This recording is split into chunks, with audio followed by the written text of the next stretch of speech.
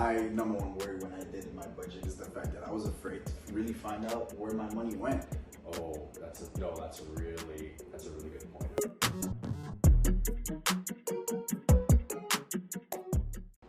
Hello, Hello. and welcome back to the Daily Budget podcast by Billionaera. I'm Marco. I'm Alex, and today we want to talk about Budgeting.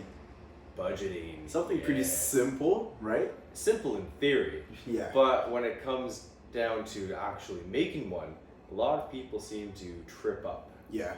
To be honest, I think my number one worry when I did my budget is the fact that I was afraid to really find out where my money went. Oh, that's a really good point actually. Yeah. Because there's a lot of people, it's the same feeling when you avoid opening your bank app. Yeah. You're scared to see how much money is left in your account. It's the same thing with your budget. You're scared either that you actually aren't able to afford the lifestyle that you're currently living or that you want to. Yeah.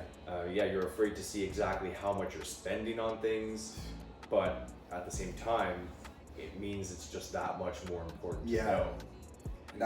Exactly. That's what makes it much more worthwhile for you to start one and track and be on top. Mm-hmm. Now, Alex, essentially, like, what's a budget? What do you use a budget for, and who needs a budget? All right, so first point, what is a budget? At its most simple, a budget is a tracker that tracks your income and your expenses. Money coming in, money going out. That's it at its most simple. As for who should have a budget, yeah, everybody. Now, if you're a minor, let's say you're under 16, you're not making your own money, you're a 2-year-old, obviously you're not going to need a budget. Okay, because I can guarantee there are going to be some people out there saying, well, what if you a 50-year-old? What if you don't have money? Yeah. Well, what if your parents give you an allowance? Well, if your parents are giving you allowance, like $5 a week or whatever, like a budget's not going to matter. Also, you're 6. Yeah, guys, as much as it is important, like as much as financial literacy is important, if you're 6 years old, please enjoy your life. Yeah, but also listen to us and become a lifelong subscriber. That's right. Yes. Because when you turn 16, we'll be here. Get them when you're young. That's our strategy. That's our strategy. Because they don't know any better. Now, everybody needs a budget. Mm-hmm. Everybody should use a budget. Yes. And the essential use of a budget is universal. Pretty much. Whether it's your future plan, your current lifestyle, or even if you want to look at past expenditures that you've been doing. The good thing about a budget is if you've been doing it, you're able to track it, you're able to see where you've done your changes, and as well as where more change needs to be applied. Now, just like a little weird, but in a budget, there's many things that go into a budget, but what really should people be expecting when they're creating their budget? Like, are you talking expenses? Are you talking incomes? What are you talking about? Well, what I mean, everything. Yes. Yeah. Everything. So yes, Yeah. like Alex said earlier, if money comes in, if money goes out, well, it needs to be listed on your budget. Mm-hmm. No matter how small, every single thing, because it adds up. Yes, it's the Starbucks latte. $7 latte thing all over again. Yeah, and I mean, you can debate the intricacies and the finer points because there are economists that argue for or against it. But the point of that, let's say, metaphor, I'm not actually quite sure what the technical term is. Saying. Example, allegory, whatever it is. The point is that small things add up over time, and these are things that in the moment are so small that they might fly under your radar.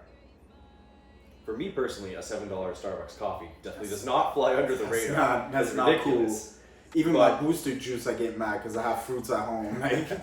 Yeah, but you have something, let's say a $2 coffee from Tim Hortons. Yeah. One of those every day.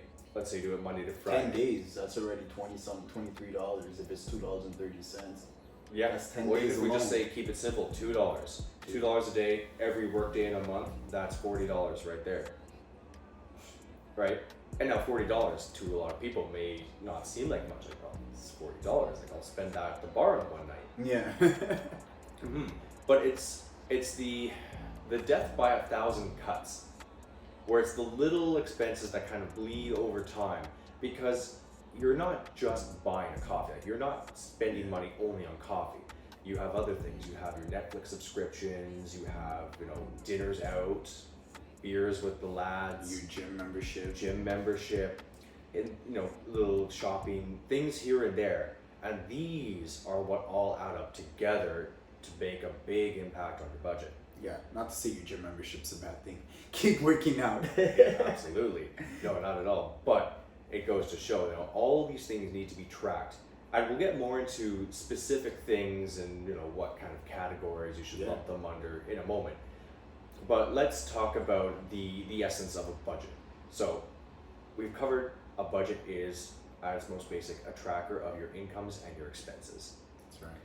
And there are three main areas or buckets that you want to keep in mind. Your three main points of focus within your budget would be your money for now, money that you use in order to sustain your lifestyle, whether it's your rent, your utilities, your transportation, insurance, your money for your future, which is the money that you're savings, and some of the debt that you'll be maybe paying off, and then there's also at the end your play money, and then also your debt money. Yeah, I would put debt before play money because I want to make sure that's taken care of. But essentially, it's just like you said. You have money for today, money for your bills, money for tomorrow.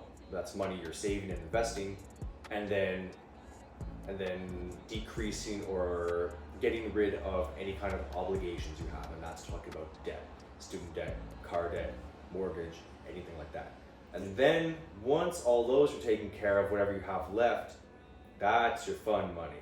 Although if I were you, I would personally invest a lot of that too. That's right. Now, how much should people be putting towards, let's say, their housing or their transportation? Now that gets a little bit more detailed. But in regards to your life and your living expenses, I usually say keep it around 30 to 40%, no more than 40%.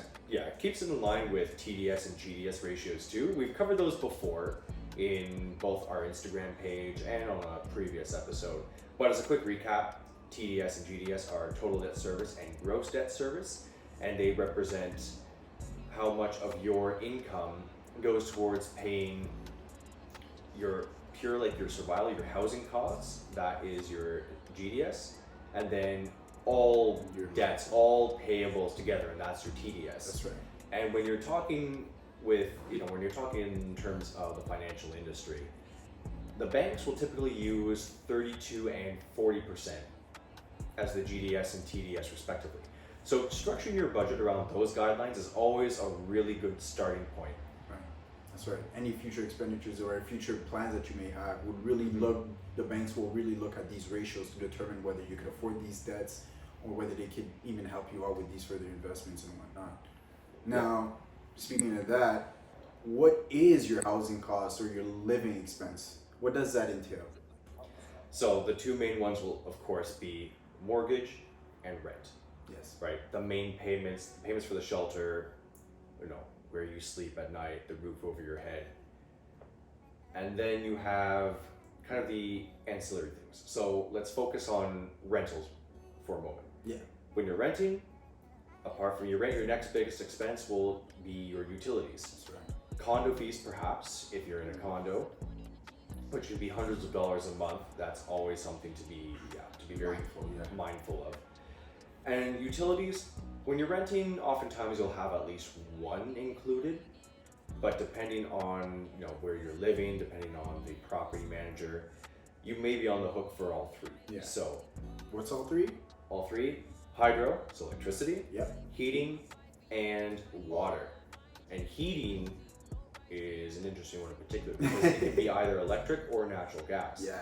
If it's natural gas heating, then that's a separate bill. Separate bill.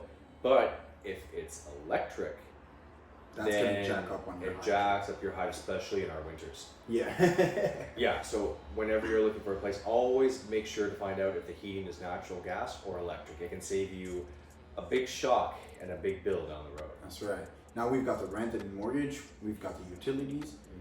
What can be considered as an essential life expense? All right, well, you're gonna look at things like transportation. Yeah. right? We're in the middle of a pandemic still, and a lot of people are working from home, but there are still people who are commuting to the office, and when things do eventually open back up, commuting will once again be a reality for many people. So you'll have things like your bus pass or transit pass, you'll have car payment. Yeah. Those are the big ones for transportation, and all the costs that go along with it. So with a car, you'll have gas, you'll have insurance, you'll have maintenance, Cleaning. Cleaning, sure, yeah. You like to keep it sparkly. Why not? Yes.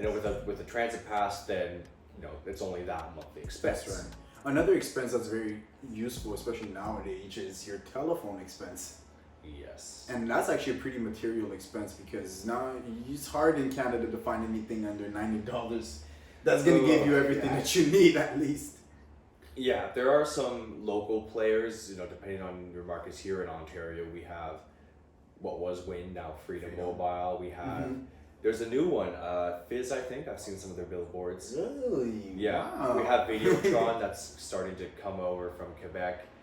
And we have the lower cost subsidiaries of the big three, but there are some options, but all in all, we do pay some of, not the most expensive telephone bills in the world here in Canada, and so it's something that absolutely cannot be left out of the budget. And in the same vein as telephones, you have your internet connection. And you do have your internet. That is an essential bill. I think it's a utility, especially now. You can't survive without your Netflix or your cable, but to survive without your internet. Yeah, well, especially when people are working from home. Yeah. Now, right. It's a non-debatable. It's a non-negotiable. That's right. That's right. So now that covers all of my basic living expense. So from my rent to your utilities, your transportation, your insurance. That should be no more than 30, 40%. Around 30%. Max. Well, after we've accounted for, of course, we've got it all, right? We've got the hydro, we got utilities. Yeah. Right? We've accounted for everything. Transportation, and we've got insurance. Oh, maybe one thing that I'll circle back to when you're talking about rent. On the flip side, if you have a mortgage, then you're going to be wanting to think about property tax. That's the one I was thinking. Yeah, and property tax will typically be collected by your bank. Yeah. Especially in the first year, and this is a little side note, in the first year your bank will typically collect 18 months worth of property tax in a 12-month period, so your payments will be higher for the first year, and make sure to take that into account. Your bank should go over everything like that with you, but as a good to know, file that away for later. Yes. Now we've got the money for life right now. What about money for the future? Yes. This is the fun part. This is the part where more people wish they were at. Yeah. Savings. All right. So what are some things that people should be following in terms of savings? Like, what are some rules of thumb? Rules of thumb in savings for me: your investment, your emergency, and then your personal. And what would you build up first? Number one, emergency fund. You never know when anything could go wrong, so having something to help you out is most definitely important. And I think that COVID-19 has demonstrated just how important having an emergency fund is. Yeah. And so how long would you make your emergency fund? I say 6 months. We've been in a pandemic for what seems to be going on 5 months right now. Having something to prepare yourself for an average of 6 months is what I aim for. Of course, it may be a little bit more difficult, so put in what you can, but prioritize your emergency fund. Yeah, I would say that a good rule of thumb: start off saving $1,000. Yeah. Put $1,000 away, and then depending on your your expenses, let's say your monthly expenses amount to $1,800. Aim for $1,800. Yeah. And then once you have that, build it up to 2 months. And I would say focus exclusively on building your emergency fund until you have at least 3 months worth of expenses. Yeah. Then you can start putting money towards other things like a personal savings account, investments, a TFSA, RRSP, but still contribute towards building that emergency fund until you have that 6 months built up. Right. Now, after you've gone your 3 months to 6 months, I would suggest now building a portfolio for your future. Now that means starting off in your investments, whether you are knowledgeable within the field or not. Something as basic as going into the bank and asking for a registered product like a tax-free savings or RRSP, or even a regular savings account where you could put the money in and invest on your own or let it flip on its own. Now, there is the rule of thumb with compound interest. One of my favorite quotes is by Albert Einstein. Compound interest is the eighth wonder of the world. Those who learn from it will gain, but those who don't will suffer. Yeah, I say the best time to start investing was yesterday. Wow, that's actually the greatest quote I've ever heard now. But it's true. You want to start investing as early as you possibly can. Even if, let's say, you're 16 and you just had started your first summer job or your first part-time job. You want to take a little bit of that money and put it away. An RRSP is a great account, and it's pretty much one of the main vehicles nowadays in Canada to grow your money for retirement, because when you put your money in, you can invest through mutual funds. And this is easy because it takes away a lot of the decision making and the, let's say, the risk or uncertainty around investing. Yes. If you're just starting out, you don't want to be directly buying or trading stocks. You certainly don't want to be doing any Wall Street bets type of crap and going in on options or any kind of fancy financial derivatives. That's right. Go about it with your own at your own pace. Learn slowly, develop a strategy just as you would for your budget. Develop one for your investments as well. And if you don't believe us, go online, search like retirement calculator or even compound interest calculator. That's right. And do the math for yourself. Yeah, the difference is like noticeable. Yeah, and if you're 20 years old today, do the math. Let's say you put in $200 a month. $200 a month every month until you hit age 65. And assume, put in what would be a good average interest rate? 7%? Yeah. Let's say that's 7%. Yeah, it is on the higher end, but let's say 7%. All right, well, we're going to be optimistic here. We'll be bullish. And then see how much that final number comes out to, the amount of money you would have at age 65. Yeah. Now do that same calculation again. This time put your age as 25 and see what a difference that 5 years makes. Right? I made the mistake of really not starting to seriously invest until really this year, just before I turned 26. Wow. I had a lot of money saved up, but I didn't have it invested properly. Yeah.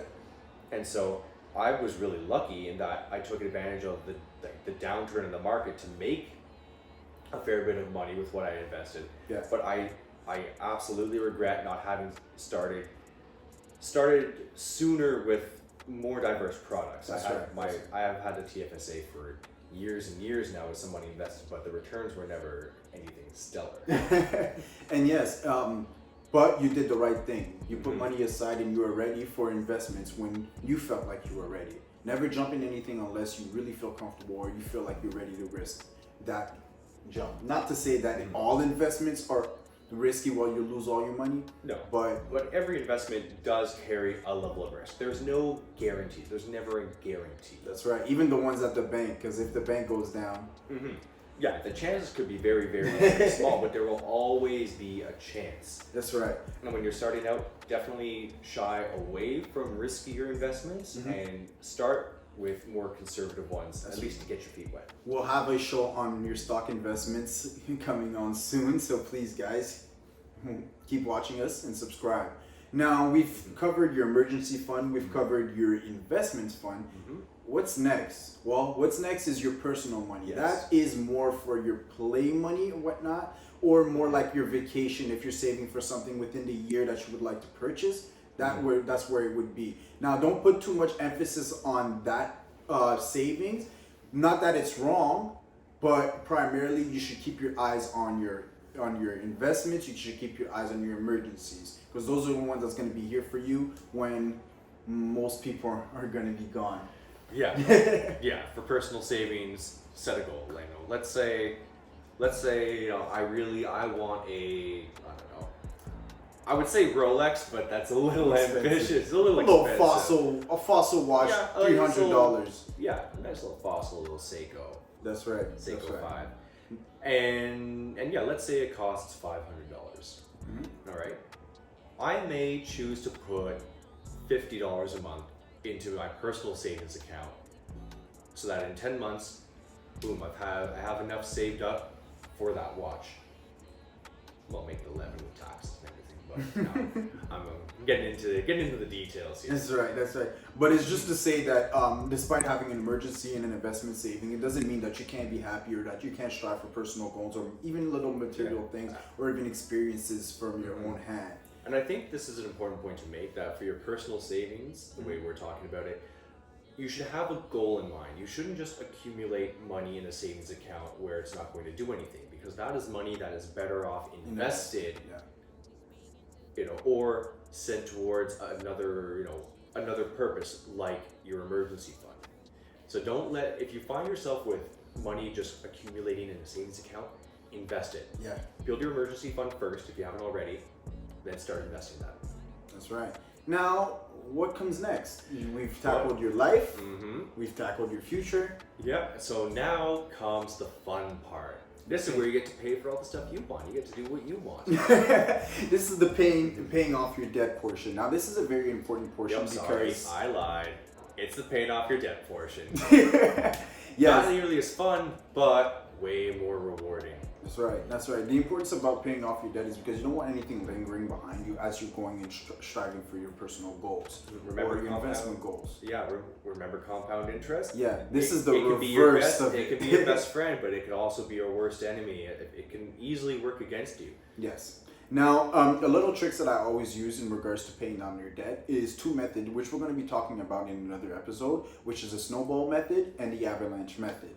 Now, if you want to know what those are, please subscribe to us and keep in tune with us. Mm-hmm. So now, are we getting to the fun part? Yes. All right, now we're at the fun stuff, and this is where we talk about the fun things. The things you can get to spend your money on frivolously, guilt-free, because you've already taken care of your debts, your bills, and your future. And so, these are things like your entertainment. All right. Well, what's entertainment? Entertainment can have very different meanings. Well, entertainment for me is anything on regards that's like a little fun. I like to go to the movies, or I like to go to a bar with a friend. That was a bird. I like that's something that's a little excess of those are expenses that are outside of my budget, but are still planned within my budget. So if I have a little excess money from my budget where an excess for 50, how about going out with the friends? Mm-hmm. Enjoying it. And that's the worthwhile thing about having a budget, is then when you have your budget planned out, where you see where money comes in and where money comes out, you can make these essential changes so that can benefit you in the end. Yeah. And so now I think it's a good time to segue into what we call the income equation. Yeah. And so many people, it's no secret, struggle with money. Creating a budget is the first step, to taking control of your finances, and it helps a lot. Yeah. But let's say you have a budget and things are really tight, right? Let's say you're just scraping by at the end of the month, you don't really have any money left over to spend on yourself, or maybe you're sacrificing your ability to save and invest to be able to pay all your bills. Yeah. And so the income equation, it's simple. It has two parts. Mm-hmm. It has your incomes, of course, and your expenses. And so there are two ways that you can improve your financial situation. The most common one, I think, financial, I'll use the word quote unquote gurus, or let's say financial YouTubers, financial blogs will talk about, is cutting costs. And we can all do that to some degree, but there's only so far cutting costs can take you. Both because there is a certain minimum cost of living depending on where you live, cost of living, cost of goods, all that. And the other thing is that we as people are not very good at living, let's say, under austerity, which is a big reason why you'll see people like Dave Ramsey, huge financial YouTuber. If you're watching us, you've no doubt heard of him. But it's why I think a lot of his callers really don't make, don't make any changes because he prescribes what is essentially financial austerity. The rats and beans, beans and rats. And so you can't trust yourself to stick to a very, very strict, low-cost budget. It after a certain point, your willpower will fade, and it just won't. It won't be sustainable in the long run. Yeah. So what you should do is look to the other side of that equation and increase your income, increase your earnings. Now, for some, this can be achieved through asking your boss for a raise if you have good performance at your job, or actively looking for a new job in your field that pays more. For others, it could be starting a side gig. Like, for example, myself, I just started delivering on Uber Eats. It's not something I need to do to survive, but it's something I chose to do in order to tip the balance of that equation just ever so slightly more in my favor. Yeah. Yes. That is a great challenge in regards to your budget, is finding the equation as to how much should I be making in order to sustain the life that I want to live. Yeah, and I think I don't know about you, Mark, but I personally, I'm not going to kind of push or proselytize on the hustle culture. Yeah. Because as someone who has worked a lot and has experienced burnout, it's a dangerous road to take. That's right. I do absolutely think that no one should kind of coast through in life, just put in their 8 hours a day. I think you should always have at least something in the works. That's right. To make you some extra money. Even if it makes you just little to nothing, it's a passion project, and it's something that you need, and it could turn into something, very, very bountiful down the road. That's right. That's right. Now, although that may be a challenge within the budget, it is essential, and it is something that, well, with challenges, there's always a solution. Now, one thing that is most important in regards to your budget is to tailor your budget for the stage of life that you're in. Yes. That goes to say, if you like living within your means, but also structuring your budget so that when your life does change, your situations in life does change as you grow, that you could also expect these things to come forward and be prepared. That's the wonderful thing about a budget, is the fact that it is interchangeable. You could see where your changes need to be done. You could actually make the change happen, and then you could track it for the future that determines whether it was a worthwhile change or it was something that you probably have to go back on and modify some more. Yeah, I think a couple of good examples to illustrate this. Let's say if you're 60, we're back to your 16-year-old just starting your first job. What your budget could look like, and maybe should look like, is with prioritizing saving for college or university. Yeah. If you are, let's say, a college or university student, then your budget should be prioritized to save up to pay off your student debt. Once you're out of college in the working world, then it could be structured around saving up for the down payment on a house. Yeah.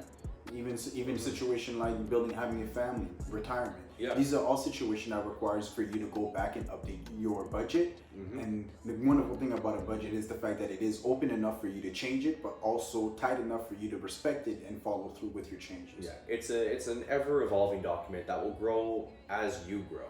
That's right. And it should often be revisited. So, yeah, like you kind of alluded to, Marco, if when you enter a new stage of life, your budget should be revisited and revamped. That's right. But there are other events too that should be caused to review your budget and maybe make some adjustments as necessary. Yeah. For example, getting a new job or a raise of your current job. Yeah. On the other side, losing your job will affect your budget. Yeah.